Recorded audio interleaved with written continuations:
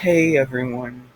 So, I'm assuming that most of you know about Robert the Doll and how I hope you never meet him.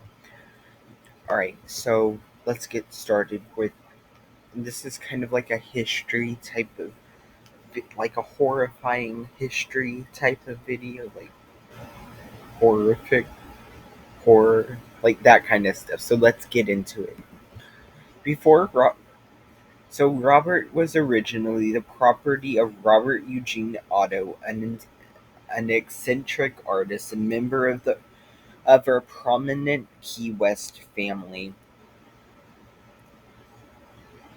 Yes, the doll and the owner had the same name, but the boy answered to Gene. Robert was a childhood birthday gift from Otto's grand. Robert was a childhood birthday gift from Otto's grandfather, who bought the doll during a trip to Germany.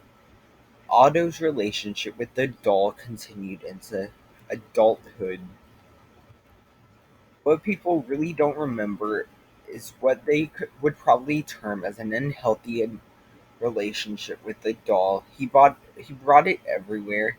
He talks about it in the first person as if it weren't a doll. He was Robert, as in he is a live entity. After so, according to legend, young Otto began to blame mishaps on the doll. While this could have been laughed off as childish storytelling, adults also started noticing odd occurrences, especially as Otto and Robert grew older. As an adult, Otto lived in a stately home he called the Artist House, where Robert could be seen positioned at the upstairs window. School children swore that he would appear and reappear, and they avoided the house. Myrtle Reuter purchased the artist's house after Otto's death in 1974, and also and also became Robert's new caretaker. Visitors swore they heard footsteps in the attic and giggling. Some claim Robert's expression changed when anyone badmouthed Otto in his presence. Reuter said Robert would move around the house on his own, and after 20 years of antics, she donated him to the museum. And that museum is the Fort East Martello Museum in Key West, Florida. Robert is now 117 years old, and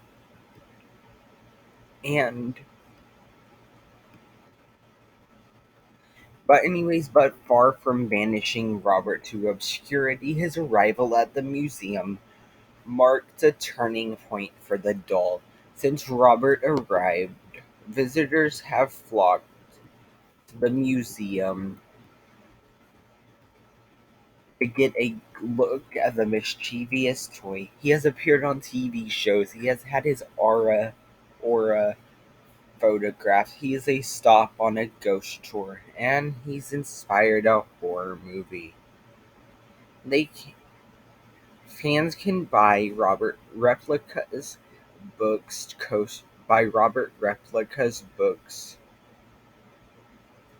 coasters, and T-shirts, and the most adventurous can even volunteer to be locked in with Robert after dark.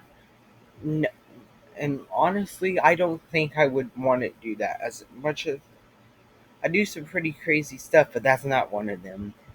But anyways, and they can and do write to him. He gets probably 1 to 3 letters every day, but they aren't typical fan letters. They're often apologies.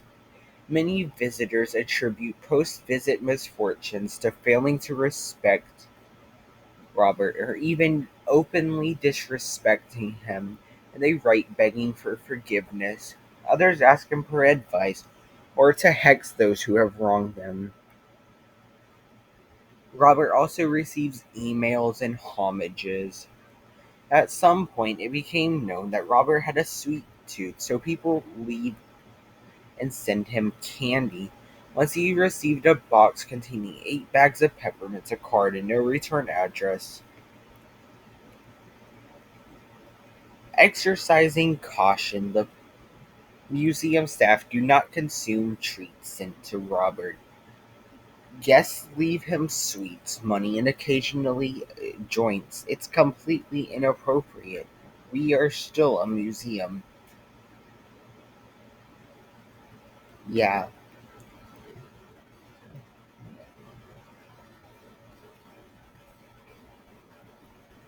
So, anyways, those are all So that's pretty much the background of Robert, what happens now. So that's it for today. So, as always, let me know your thoughts in the comments below. And as always, I'll see you next time. Bye.